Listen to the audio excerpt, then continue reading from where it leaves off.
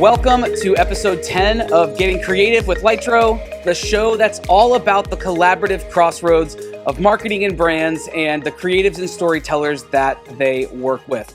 I am your host, Andrew Sale, and I am really excited about today's guest. I'm chatting with Adam Blair, and Adam is an experienced 3D artist with a demonstrated history of working in the film and marketing and architectural industries. He's got a pretty extensive portfolio, but you can see his latest 3D work in the newest Marvel Studios releases of the upcoming Guardians of the Galaxy Vol.3 and today in Ant-Man and the Wasp: Quantumania. I am so excited to sit down for the next few moments with the ultra-talented Laetro community member, Adam Blair. Ladies and gentlemen, welcome Adam to the show. Hello, Hey. Thank you, Andrew. How are you today? I'm doing great. How are you? You know, it's good. I'm down my co-host today, and so flying solo, which is fine. I've been doing this for a long time, so I know how to do that. But you know, Dave is a friend, and so when you don't get to sit down with your friend, it's always a little bit sad. But it's okay. We're gonna push through because I've got a new friend that we're gonna get to know here for the next few minutes, and so I'm so glad that you're joining us. So before we jump into like the real nitty gritty of who you are and all of these things, why don't you give us the elevator pitch? Give us the Wikipedia page of Adam Blair, who you are, where you come from, and what you're doing right now. Sure. Well, first off, thank you for having me. This Absolutely. is awesome. I'm originally from San Antonio, Texas. It's where I was born and grew up. And really got into 3D when I was in high school, and never really turned back.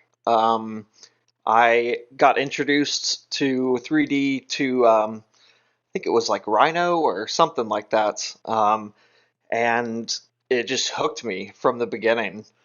And so ever since then, I've been doing 3D. I actually ended up getting a internship when I was in high school for about 2 years. So my junior and senior year, I was a paid or unpaid intern, Sure.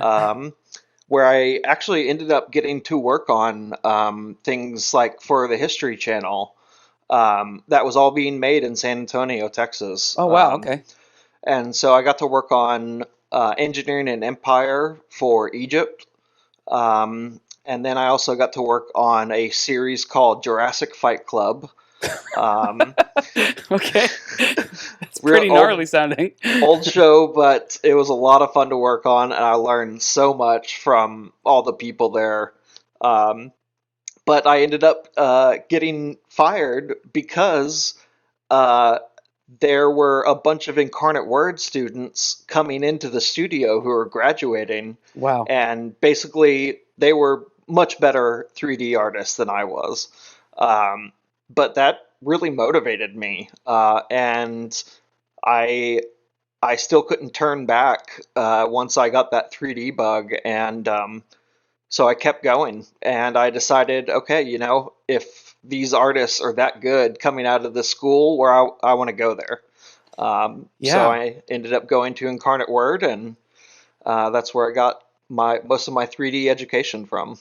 Okay, so a couple things that come to mind when you're talking about that. One is Incarnate Word sounds like it would be like a religious school. It is, yeah. Okay, all right. And so you don't necessarily think of religious schools or theological higher education schools being a funnel or an on-roading stop for people in like Hollywood and for people in the film industry. Absolutely, yeah. And it was a little known school, especially in the 3D community, but was becoming more and more well known because Incarnate Word was producing some great 3D artists who were going on to work for Sony and work for other visual effects studios or game studios. And two, I wanted to stay close to home, and yeah. Okay. The rest is history. So the other piece that sticks out to me is that I'm already in this place of awe with you, not just because of the work that you do and it's great work, but that you see this moment where you could fall into a place where you're feeling discouraged, fall into a place where you're feeling like maybe this is a sign to not be in an industry. Getting fired from anything is always hard, but getting fired because other people are better than you, air quotes, better than you, is really a kick in the tail. And a lot of people could see that as a motivator to stop doing that thing and maybe pursue something else. But you didn't do that. Like, you took that as an opportunity to get better. What drives that mentality for you? Is that something that is part of your upbringing, or is it just a, grit and bear it? Like, what is it? Yeah, I think it's definitely a little of both. I mean, my parents were. I'm very fortunate to have always had really supportive parents who, always believed in, if I wanted to do this, then I was going to do it. Um, and then also too, just being able to work through tough situations. I mean, for example, doing 2 years of an unpaid internship is not easy. And two, I was working Yeah. another job, um, like a paying bartending job. Yeah.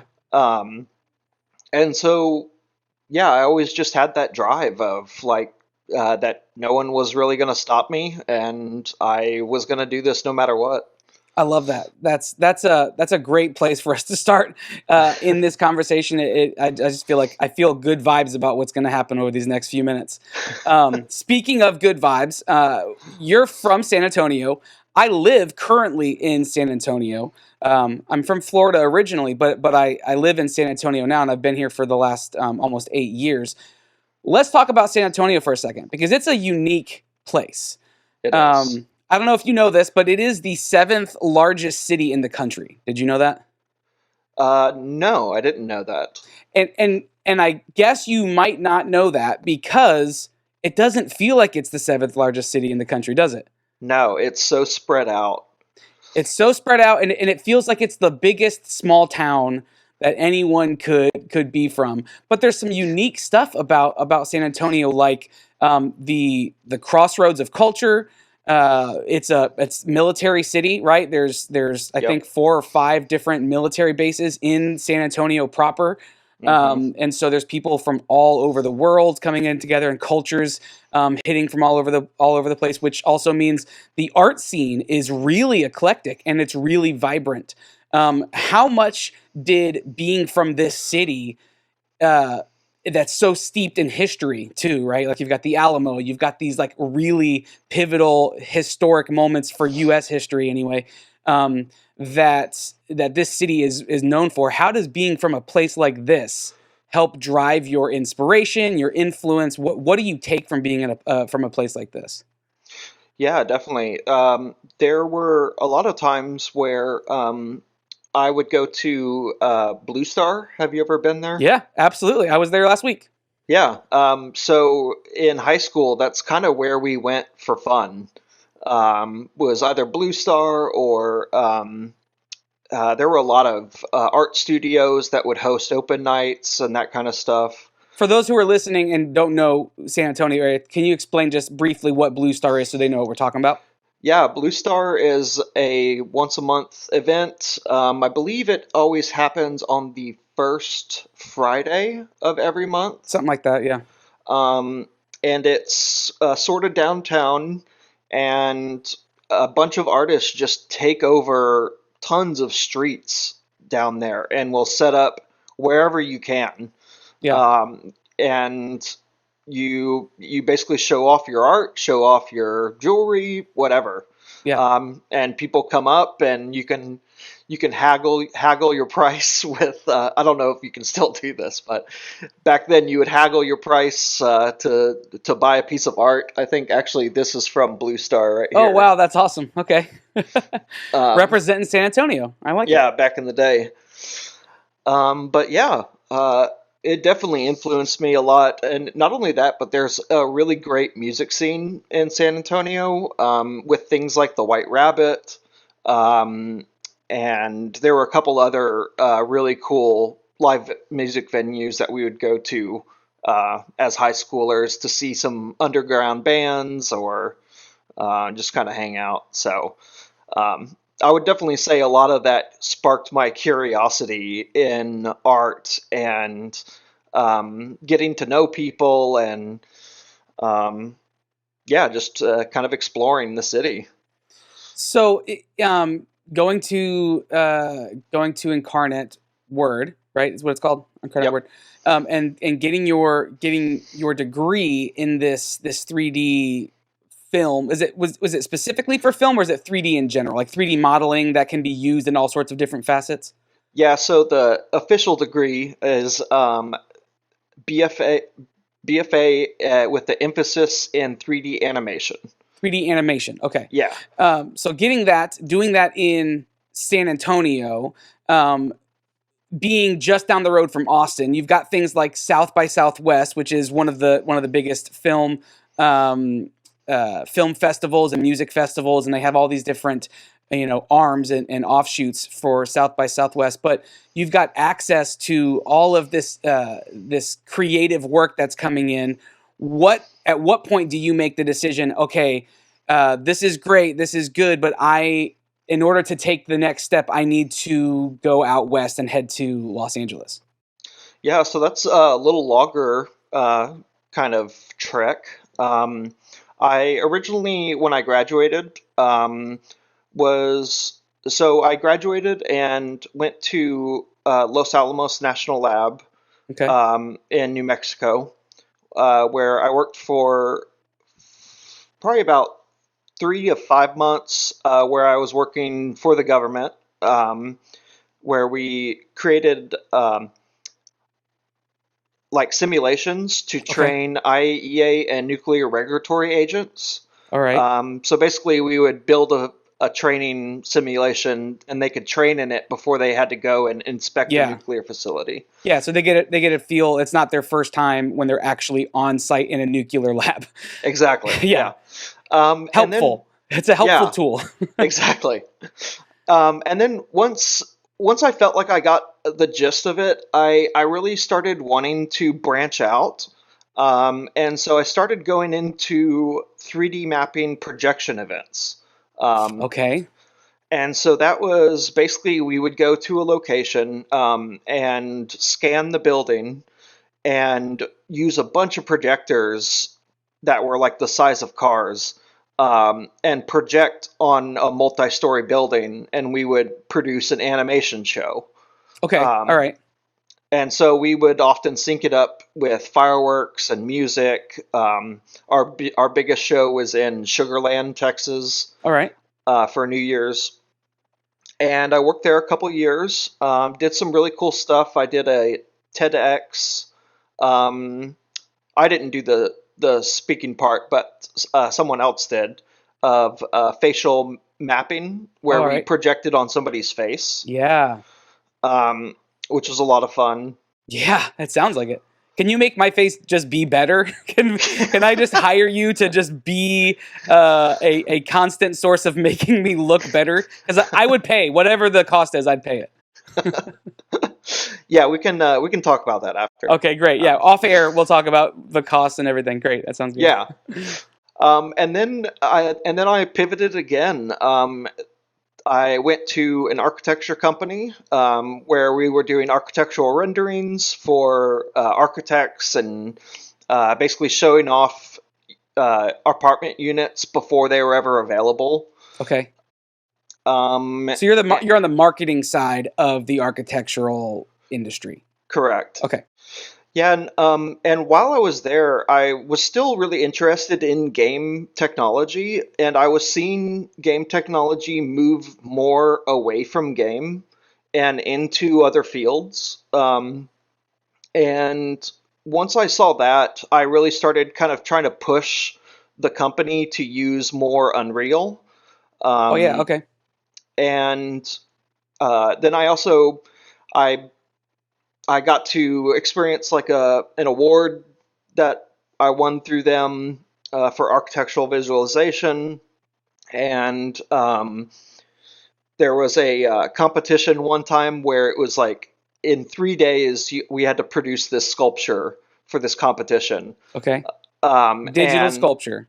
and Okay. the only thing I had was it had to be organic and geometric, which Interesting. is Okay. real weird. But it So was geodes? Like, is that the only thing that's both organic and geometric? I can't think of much other. basically. Okay. But no, I took this graffiti art that I really liked and made just like a amorphous kind of blob at first, Hmm. and just started exploring with it. And then I started cutting through it with geometric shapes. So basically, it was for an oil company, Okay. and Texas still. yeah, That makes yeah, sense. Oh, it's an oil company. All right. yeah. And it was going to be in their like lobby. And so it had to be huge. It was like 12 feet by like 16 feet. So it was pretty big. Yeah. Um, and we ended up winning it. I produced this sculpture with like all these cutouts, geometric cutouts that went to the other side.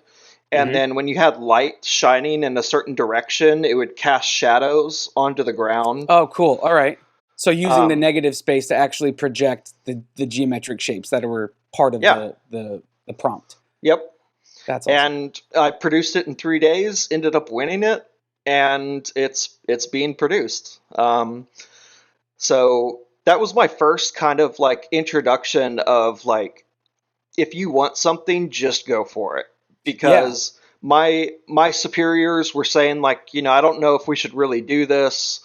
And Well, I because it's was, time, it's resources, right? Like you're yeah, allocating time and resources and energy into something that's untested, right? Like you don't know if there's going to be a payoff to it. There's a risk involved in there. exactly. I get that. Yeah.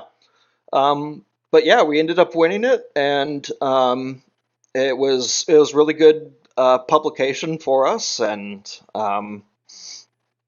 and yeah, after spending a couple of years there, my wife and I actually decided we wanted a little adventure. So we were living in Houston at the time, Okay. and then we decided to just go on an adventure, and we just picked Boston.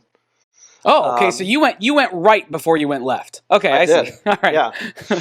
And so we moved up to Boston. Lived there for about 2 years, and that's kind of where my film background started. Okay. I was trying to get into another architecture company there. They didn't want to hire me, and I tried so long. I'd contracted for them and everything for a long time. You did your Um, due diligence to get your own foot in the door. I did, Yeah. yes.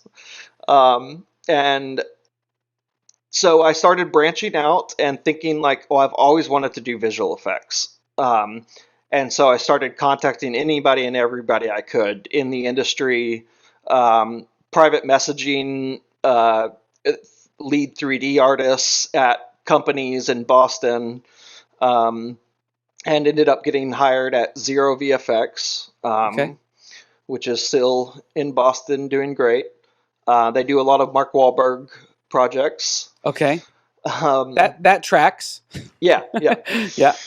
Uh, and yeah, that's kind of where I got started in film. I started doing tracking and match moving and all that kind of stuff, which I had no idea anything about. So shout out to Sergio, who was amazing lead for that to teach me and show me the ropes. Um, but then gradually, I wanted to get back into the 3D field. And so after a lot of asking and showing my work to the higher ups, I finally was able to get more 3D work from them. So that's where I got to do 3D for like Ma Rainey's Black Bottom, um, some stuff for Little Women, Hmm. 2019, um, and yeah, really started getting into it. So before we get to the Hollywood of it, I want to backtrack just a little bit because you said something that stood out to me. You were pushing on the architecture side. You were pushing for them to engage in the Unreal Engine. And for people who are unfamiliar, Unreal Engine was originally developed as a gaming platform for you to roam around as third person character, fighting games, whatever it is, exploring games. What was your drive for them to push to that? Did it have anything to do with the idea of helping people connect to seeing themselves in a space, and the idea that from a marketing perspective, if a person can see themselves in a physical environment, then that helps them convert into, hey, I'm gonna buy this. Was that part of your pitch to them? No, but that's a really good idea. Cool. All right. You can use that next time. I think I might. Yeah. No, a lot of it was just because our renders would take a really long time, and to minimize on that, to put it in real time, where you didn't need to render, was a huge advantage. Okay. So you were looking more from the perspective of workflow, not necessarily the end customer, but ultimately it could end up helping both, be a win-win, right? Absolutely, yeah. And then not only that, but once we started exploring it, moving past the just rendering, there were things that you could easily do, like switch textures in real time. You could actually walk around the physical space. I mean, these were things that were novel in any 3D software, especially used for architecture. And I just really saw the potential for what that could be, and a lot of other people did as well. To give them credit, there were a lot of people working and pushing towards that same goal. Awesome. Okay, okay, we'll fast forward back again to where you've now started doing a little bit of work in the film industry, but you're still East Coast. And I am picking up on the fact that you've lived in a couple of places that are very historic. Maybe you just really like living in historic places. Maybe it fills your soul. I don't know. I don't want to imbue you with any sort of reasoning behind it. But I'm picking up on these trends for you. But now you're working in the film industry. What drives you now? What takes you all the way to the other coast to say, hey, Los Angeles is where I'm going to set up shop with my family? Yeah. So I mean, a lot of it was the pandemic. That was really difficult for everybody. Yeah. But I ended up getting laid off from Zero VFX, and right when I was getting to do some really cool 3D work. So I was definitely heartbroken. And once that happened, I started to branch out again.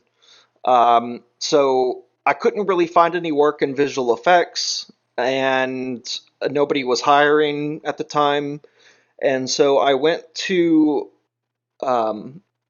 started going to museums, and I would pitch them this idea of being able to scan a sculpture and give them the 3D file so that they could use it on their website to possibly drive traffic. Yeah. You could basically see the sculpture without having to be there. Like a virtual exhibit. Exactly, yeah. Yeah. And then we paired up with another developer who actually put it on your phone to where you could place the sculpture inside your room and walk around it. The AR features built into the phone to make it, again, Yep. it's like, before, if you can put a person in a physical space with something where they can visualize themselves there, you're gonna have a higher conversion rate for sure. Yeah, exactly. And so I ended up doing 5 sculptures for the MFA in Boston, which was really cool. During the pandemic, it was all closed. And so I got to basically get a private tour of the MFA and spend like 3 days there just photographing statues, which was amazing. That sounds like a dream. It's like Night in the Museum, but without the tiny soldiers coming after you. I love it. Yeah. But yeah, that just came about because I was curious and had an idea and just started contacting people out of the blue. And yeah, I ended up getting that job for a while. Ended up completing that job and uh, moving on back to Zero VFX. It was a lot of contract work, so it was like off and on. Okay. Um, and Which I think a lot of people shifted to during the pandemic, right? Like there was mhm, a major shift to this once the pandemic started that I don't know, I don't want to say recover. I think that set a new direction for how people work. I mean, it forced us into this place where we had to be creative with how we got creative, right? With yeah, how we actually were able to produce work. And so that sounds like you were right in line with the majority of the rest of the country. yeah. And then I did this weird project for the MLB where we basically created a virtual crowd since people couldn't go to games. Yeah. The MLB executives wanted to experiment with a virtual crowd who could react to things happening on the field, who could cheer at good times and boo in bad times. Um, and we had a completely customizable audience to where you could put them in any stadium and in any like Like jerseys you or could swap anything. out their garb. That's Yeah, awesome. That's with really cool. complete with signs and animations and everything. And so we did MLB broadcast for just one game. That's a lot of work for one game. Yeah, and I think a lot of us working on it knew that it was just like it was a band-aid. hmm Um, but we definitely thought it could have potential for some other things. Um, but yeah, once that job was done, my wife and I decided like, okay, we're a little tired of Boston, tired of shoveling snow. Much credit to my wife; she did so much of that. Um, and so yeah, we decided to move out to LA. We knew that I would be able to get a job pretty easily, hmm hopefully. Um, and she was able to be the director. She's a therapist, and Okay. so she was able to be the director of a new branch out here in LA. Um, I'd so like to yeah, think that you said, "Hey, let's move out to LA. I'll take care of the snow shoveling once we get there." yeah, yeah, That was part of your sales pitch yeah. to getting out there. So even though the MLB thing was only utilized for one broadcast, was that a big selling point for you in your portfolio of things? Say, here's something that I helped develop. Here's something that I was a part of. Did it ultimately become a really nice stepping stone for you and something nice up on the shelf for people to be able to see when you were trying to get work? Yeah, absolutely. It I felt it really showed my versatility, hmm and showed how I can be creative in a field that I maybe don't know everything about. Yeah. Um, So yes, you're versatile, and we're seeing that. But if you had to nail down one thing that is your ultimate strength that you bring into this field, you're having a job interview with me, and I'm saying, what's the one thing that if I don't hire you, I'm not going to have this on my team. What is that you bring? um, I mean, I definitely possess a lot of attention to detail, Okay. and not only that, but within that, I'm able to troubleshoot things before we ever get there. So I know like if I can hear a project from beginning to end, I know exactly where the pitfalls are going to be, Oh, and how to get over that. yeah. And then too in VFX, there's a lot of really stressful situations that you get into, and I found that I was really good under stress. Just calm, collected. Okay, I know how to do this, or Okay. like I know a different way to do this other than something that is going to take days. I could probably do this in a couple hours. Is that because you have an understanding of how it works, or just you're generally just a calm person and have a we'll figure it out? Or do you have enough knowledge that you can be confident? Because those are two different things. Right. Yeah. Um, I'd say it's probably a little of both. Okay. My cat's in here now. Okay, so then let's take this now. We're in LA. We're trying to get work. You are now pitching yourself. This is now what, 2 years ago? Yep. Okay. If I'm tracking the math right. So this is 2 years ago. And I'm looking at your portfolio. I'm looking at some of the things that you've worked on, some of the jobs you've worked on. And it seems like you got to LA and started working right away, because you've put out some films over these last couple of years that you were a part of. So talk to us about getting into. I know there's a lot of projects, but let's talk about the Marvel Studios projects, because you've done a handful of them at this point, and you've done them in a very short amount of time. So what was your foray into the Marvel Studios projects? Yeah. So when I got to LA, I was knew somebody at the third floor, which is a previs company. Okay. So basically, they take projects in the very beginning stages of the development, and we'll take the concept art and the storyboards from the directors and make the film in full, with whatever we have. And so, as I was working with the third floor, they had done some Marvel projects in the past, but weren't really sure if they were going to get any more. And so I actually got moved into, instead of previs, I got moved into the postvis section, which was a new development for the third floor. And so basically, I was responsible for finishing previs shots. I would polish animations for characters, remove blue screen, all that kind of stuff. Okay. You're using actual footage now, whereas previs would be more like cinematic stuff. Correct. Not cinematic. Yeah, cinematic, right?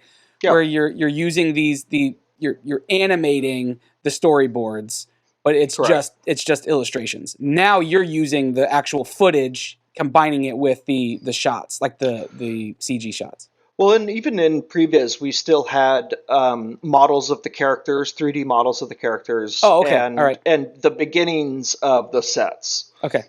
And so we would actually animate the cameras in 3D, block out the characters, do some basic lighting, that kind of stuff. Mhm. And yeah, the more I worked for the third floor, I think the more they realized that I was kind of this like go-to person who would just I never requested shots, which was apparently a big no-no. Okay. Where like artists would be like, "Well, I want a better shot," or "I want a cooler Yeah. sequence." I never did that. If you gave it to me, you could expect that it would be done. So you became a tool in the toolbox. Like you are hey, we know that if we're going to give it to him, he's going to knock this out, and he's not going to complain, and he's not going to whine about wanting the hero shot. Exactly. Right? Okay. Exactly. And I really think that did help, because once we really started getting into the weeds, they started giving me shots that other artists couldn't quite complete, or they didn't know what to do. Okay. And I was kind of that go-to guy, which I really loved, and I think just kind of pushed me a little over some of my coworkers. And so the first project that you worked on that was released was Doctor Strange. Am I correct? Doctor Strange. Yeah. Okay, so Doctor Strange and the multiverse of madness. Yep. Were you a comic book kid growing up? Did you read comic books? Were you a superhero guy? Like, was this a dream project for you, or was this just another project? Like, how does that hit Adam? So I wasn't a comic book fan, Okay. but I was always very interested in animation from an early age. I mean, the Animatrix was a big, formidable thing when it came out for me. Okay. Um, but yeah, I never I always loved superhero movies and just the stories in general from that. I Like I said, I never really got into comic books, but I still always loved the fiction of it all. Okay. Um, and so yeah, it's once I heard that I was on Doctor Strange, I was ecstatic. I mean, Doctor Strange was, I think, one of my favorite Marvel movies. Um, Okay. The original one. yeah, Okay. and to think that I get to work on the second one is just, it was amazing. So So then take me now to this place where you're actively working within a Marvel franchise. Do you get to go to the premiere for that as part of the team? Do you go and sit on opening day and point out your name? Like, how does that feel when you're going to a movie theater to watch this massive thing happen? What's going through your head? yeah, so I wish I would get invited to those things. Never did. But that's okay because I mean there's so many people who work on those Sure. films, and but I would get invited to screeners and that kind Okay. of stuff because when I moved out here, I had a couple of friends who I worked with at Zero who now also lived in LA, Okay. and they were VES members. All right. Um, Yeah. and so I got to go to screeners with them and that kind of stuff. So Doctor Strange, though, I had bought a ticket with everybody else and sat in the theater until my name came up, and I was like, "That's me." That's got to be exciting, though, right? Like, there's like I think we've all had, or the hope is that we would all have these moments where we see the project that we worked on have some sort of recognition, like a public recognition of the work that we've done, and see that we've been a part of something that is universally seen as a major deal, right? Like, Yeah, whether you like Marvel films or not, you can't deny that they are a movement.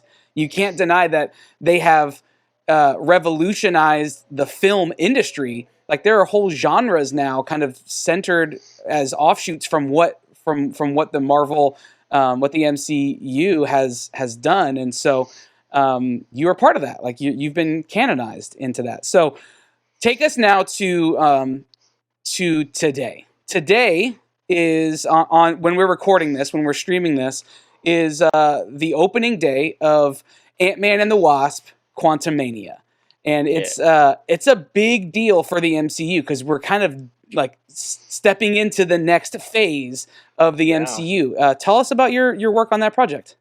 Sure. This film was so much fun to work on. When I got introduced to it, it's funny because in visual effects, sometimes you're not sure where you're going to be put on what project. Sure. Um, and so, lucky enough, I got requested to be put on this project. And so, initially coming onto it, you start looking at all the concept art that's been done for characters, for sets, for all the storyboards. And from what I was seeing, I was amazed. There were some stuff that I just had never quite seen before, um, and that is so awesome, so motivating to be able to see that beginning stage Hmm. and to know that you were going to be part of it in some way. Yeah. Um, and so for me, I basically started on it after a lot of the previs is done, and so I would come in. I don't want to say too much about Yeah. the scenes that I worked on. That's okay. That's I'm okay. I afraid get I'll give that. something away. Yeah, we'll reconnect next week, and you can tell me about all this stuff without spoilers. Okay, yeah, that sounds good.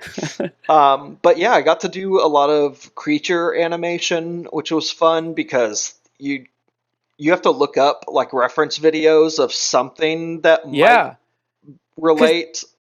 these are otherworldly creatures and animals, but you've got to still give the illusion that they're real. So they've got to be based on something realistic, right? So was that fun? Are you a research guy? Do you enjoy that aspect of it? I love it. Yes.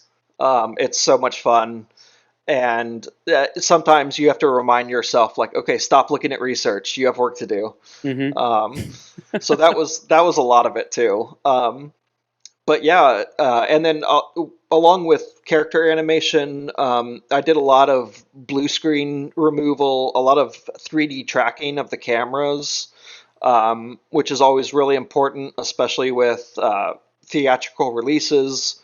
If you're putting anything in of 3D on top of a real world footage, you have to track that camera in 3D. And sure, that makes sense. Yeah. And it has to be exact. I mean, when I say exact, like sometimes you're tracking a point sub-pixel.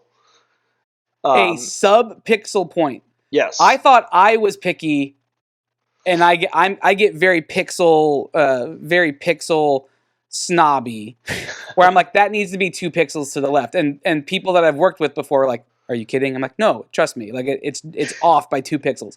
And to think of something sub-pixel size, how do you even measure that? You can't. It's that's fun. You can't. No. It's literally just it's an eyeball thing. And there were times where you could put it through an auto tracker and it would do what you needed and it was fine. But with a more complex camera movement, a computer doesn't understand that you're turning 180 degrees with a camera shake and with motion blur. It's going to throw the whole track off. Sure. Yeah. And so often you had to sit there and just track a point, and I got really, really fast at it. At just like zeroing in on this thing and being able to follow it, regardless of what was happening. You said something about you were lucky to be able to work on this project, but I don't know. Maybe give yourself a little bit more credit for that because. Is it luck, or are you in the right place at the right time, and the work you've done up to this point has proven that you are a go-to person, that you are a dependable person who can take the work that's necessary and get it done? I don't know if that's luck. You know, I know that there's something to be said for the work that you've done up to this point, putting you in a position to be, when they're trying to decide between you and someone else to work on this project, they're going to go with you because they know you have what it takes to knock this out. So maybe just for what it's worth, maybe take a little bit more credit than just, my name was drawn out of a hat. There may be something more to it there. I appreciate it. So let me ask this question then. What types of media do you consume outside of the work that you do and the research that you do? What do you like to do when you're home? Do you like to listen to podcasts? Do you like to read novels? Do you like to watch movies? Like what is it that you like to do consuming media? Yeah, I mean, pretty much all the above. I definitely, as an artist, I try to stay as versed as I can. But then also too, just for fun, I love watching like quirky shows. Okay. So like, if I could give an example, have you ever heard of Peep Show? Peep Show. I've heard of the genre of peep shows, but never the IP Peep Show. Yeah, and I think it's on Hulu. Okay. And it's a I think they're in London, I want to say. But basically it's an entire show from the perspective of each of the characters. So there are no like establishing shots. There are no like out of body shots. It's all from the perspective of the character, like POV, looking at other characters. Okay, all right. So like that movie, something Hardcore Henry. Yeah, Hardcore Henry from a few years back. So it's like that. All right. Yep, which was made at zero VFX. Hey, look at that. Full circle, everybody. Started as a YouTube video. So you like Peep Show because it's a little bit weird. It's not your Quirky. typical multicam sitcom. It's got something different to it. Yes. And so what stories resonate most with you? Like what gets you up in the morning? Like, oh, I hear this is coming out. I have to see this thing because it is this kind of story. I definitely really love underdog stories. Just that feel good of that final moment when they break through and they accomplish what it is they've been trying to do for the entire film. Okay. And you get to like celebrate with them. You're like, yes. We won't answer. You don't have to confirm or deny whether or not that happens in this upcoming film. I imagine that between the two of us, we've looked at our fair share of photos of Paul Rudd. Mostly because I'm a huge fan, but you got paid to do it. But if you had to, so like let's say the entire film industry is burning down. It's all in one building. Everything is housed in one building, and the building's burning down.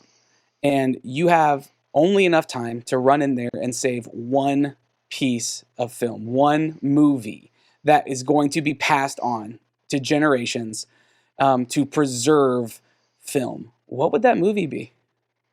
Oh my gosh. That's such a great question. That's why I get paid the big bucks.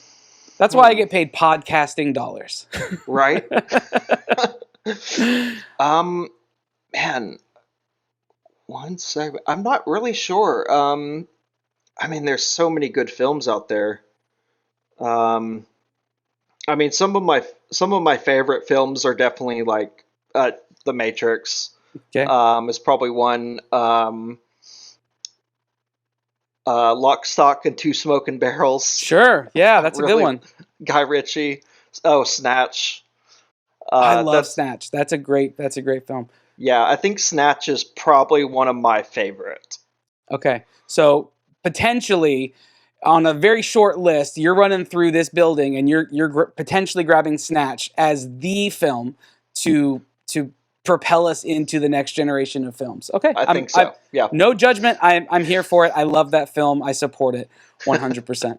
One final question, and then I want you to tell us how people can find you and follow you. But what sorts of unique challenges come with the particular work that you're doing?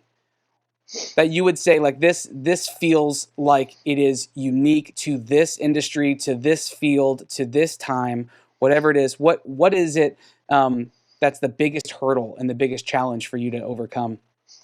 Yeah. I really appreciate job security.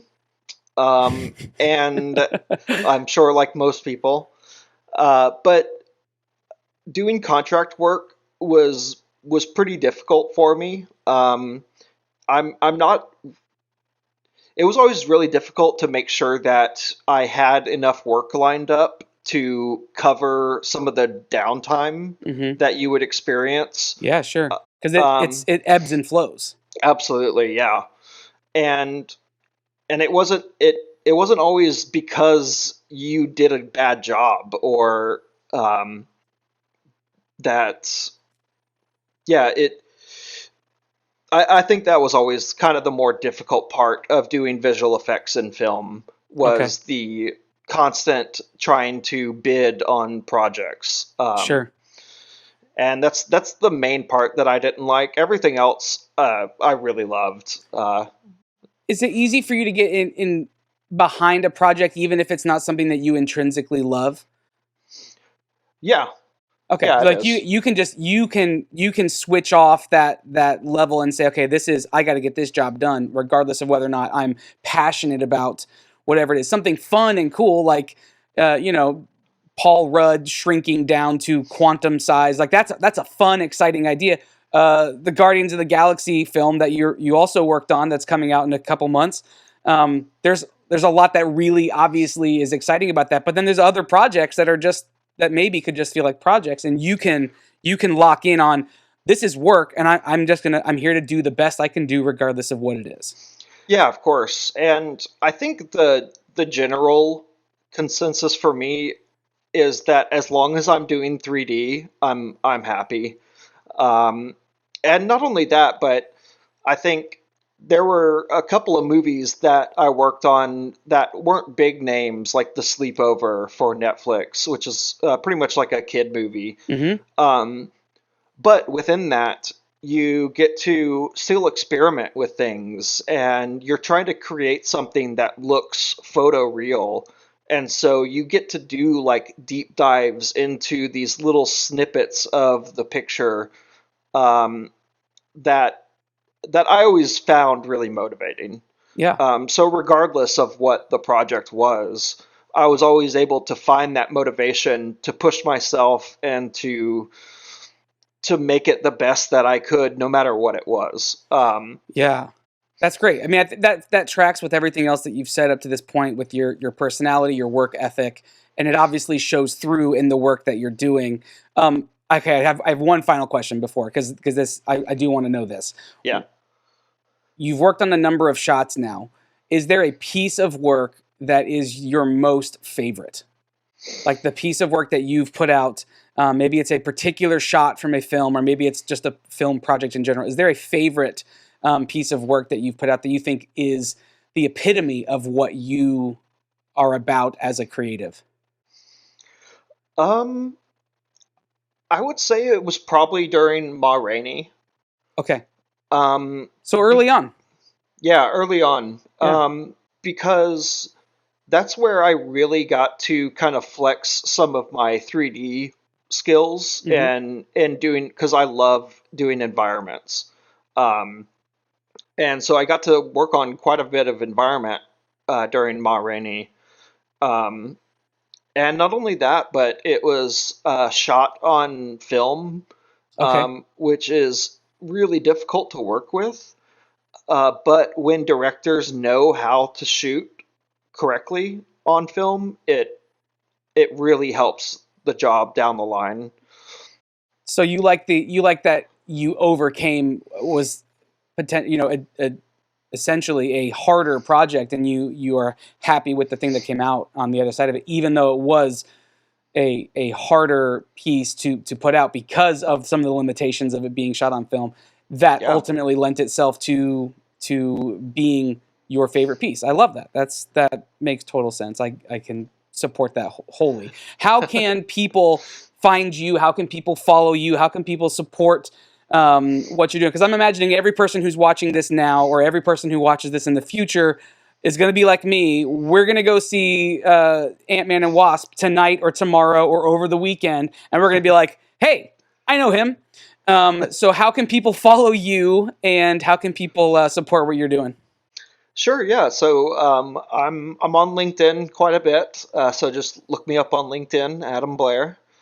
Um, and you can also go on Instagram at ADMT Okay. or just friend me on Facebook. I wish I had like a better art station. I need to do that. Okay. While you work on that, we will work on following you and supporting you and cheering you on from our audience seats. Thank you so much for joining me. This was a blast. I thank you for giving me your time. I know it's a big weekend for you, and congratulations on this release and another feather in the cap. We're excited to see that. But if you want to be part of this connected creative community that we have here at Laetro, of which Adam is a part of, if you want to chat with Adam day in and day out in our community, go over to laetro.com/for-creatives to submit your portfolio so that you can be a part of this community of incredibly talented people like Adam out there doing work in the industry day in and day out.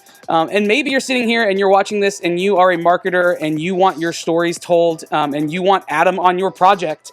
You can do that. Head over to laetro.com and let us help you tell your next story. Let us help you share the next thing, whether it's a product that you're putting out or an initiative that you're doing. Let us help you with that. We can put people like Adam to work, because that's that's great. We want to get creatives paid. We want to get creatives out there, and we want you to have the best work possible. But for now, we're going to get out of this episode, and we'll see you next week. But until then, let's get creative.